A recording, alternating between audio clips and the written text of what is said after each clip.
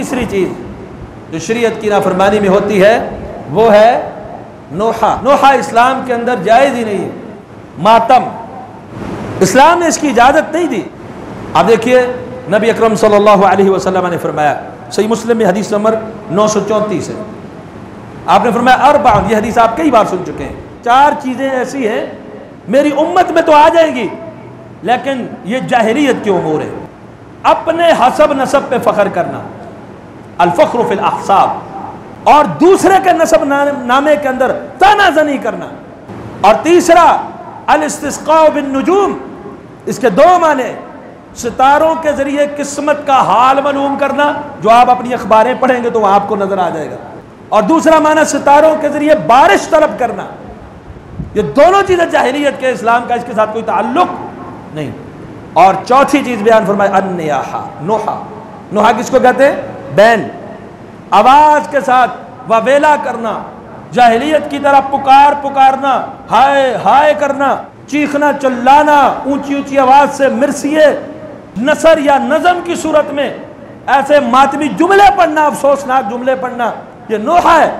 اور ساتھ میں اپنے رخسار پیٹنا، اپنا گریبان پھاڑنا، بے صبری کا مظاہرہ کرنا، یہ نوحہ۔ اور آپ نے فرمایا جب نوحہ کرنے والی عورت اگر موت سے پہلے توبہ نہیں کرتی ہے، اسے خارج سدا لباس پہنایا جائے گا اور تارکول کی قمیض پہنائی جائے گی۔ صحیح بخاری میں حدیث نمبر 1296، آپ صلی اللہ علیہ وسلم نے کتنا سنگین جرم ہے یہ، لا تعلقی کا اعلان کر دیا۔ آپ نے فرمایا لیس منا، وہ ہم میں سے نہیں ہے، لیس منا من لطم الحدود وشق الجیوب ودعا بدعوى الجاہلیہ، جو اپنے چہرے کو پیٹتا ہے، اپنے رخسار پیٹتا ہے، سینہ کو بھی کرے، اپنے آپ کو مارے، وشق الجیوب، اور اپنا گریبان چاک کرے، اور جاہلیت کی پکارے، ودعا بدعوى الجاہلیہ، اس جہاں بھی جاہلیت کی بات ہو، اسلام میں نہیں ہے یہ چیز۔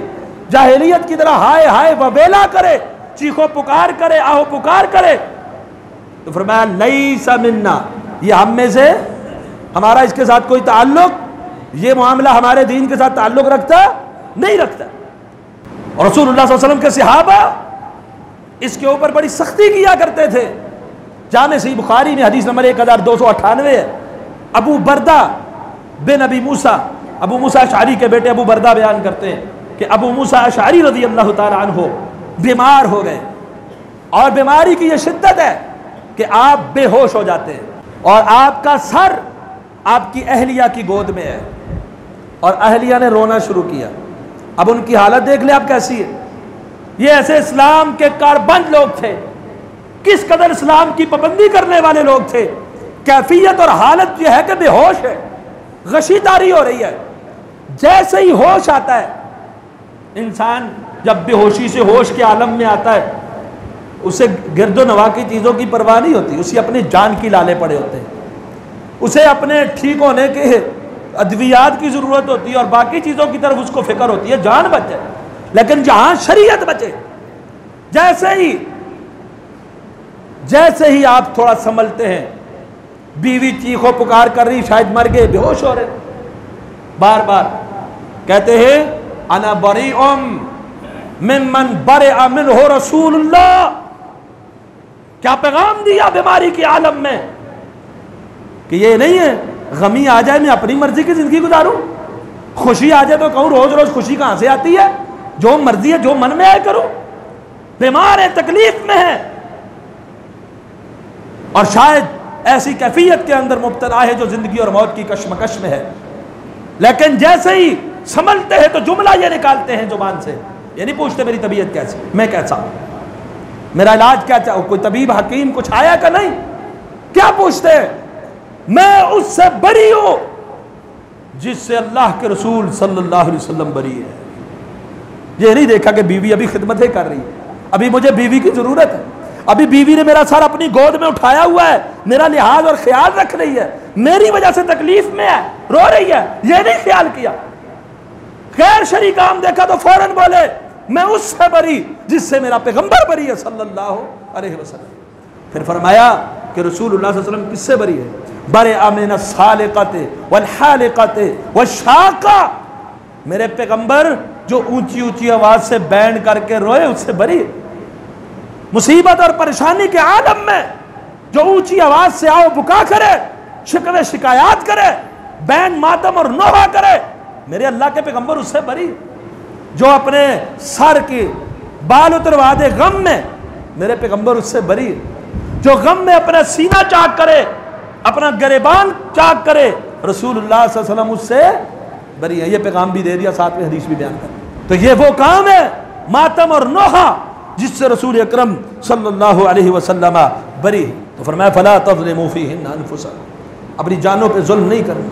دیگر ظلموں اور گناہوں کے ساتھ اس مہینے میں دوسرا کام کیا جاتا ہے نوحہ, ماتم, بے صبری کا مظاہرہ, جو کہ شریعت کے اندر جائز ہی نہیں. سوگ کا مہینہ بعض لوگ اس کو کہتے ہیں. صرف جس کا خامن فوت ہو جائے 4 مہینے 10 دن تک سوگ کر سکتی ہے عدت میں. وہ بھی سوگ کیا, اس نے شوخ کپڑے نہیں پہننے, مہندی نہیں لگانی, خوشبو کا استعمال نہیں کرنا, سرما نہیں لگانا, بننا سنورنا نہیں ہے, گھر سے باہر نہیں جانا, یہ سوگ ہے. مارنا پیٹنا چلانا چیخنا یہ سوگ نہیں ہے. عورت کو اجازت ہے صرف 3 دن تک. ایک تو خامن والی کا تو الگ ہے نا, 4 مہینے 10 دن. عام باپ فوت ہو جائے, بیٹا بھائی فوت ہو جائے, صرف 3 دن سوگ کر سکتی ہے. چوتھے دن سوگ کی اجازت نہیں ہے. ہمارے لوگوں نے گڈ مڈ کیا ہو مسئلہ. لوگ کہتے ہیں 3 دن کے بعد تعزیت جائز نہیں ہے. کہتے ہیں نا چوتھے دن تعزیت نہیں کرتے تھے, تعزیت جائز نہیں. تعزیت تو کہیں بھی مسجد میں کسی بھی جگہ رستے میں کی جا سکتی, لیکن 3 دن سوگ جائز نہیں ہے. تعزیت کبھی بھی آپ تسلی دے سکتے ہیں. 3 دن سے زیادہ جائز نہیں ہے سوگ کرنا کسی عورت کے لیے. مرد کا تو سوگ کے ساتھ تعلق ہی نہیں ہے. مرد کے لیے کبھی کوئی آپ نے سنا ہو, کسی حدیث میں آیا ہو, فقہ کی کسی کتاب میں آیا ہو کہ مرد 1 دن سوگ کرے, 2 دن 3 دن, آیا کبھی؟ سوگ مرد کے لیے نہیں. تکلیف ہونا اور بات ہے, غم ہونا اور بات ہے. تو یہ سوگ, یہ نوحہ, یہ ماتم, یہ اپنی جان کے اوپر ظلم ہے جو اس مہینے کی حرمت کی پامالی بھی ہے.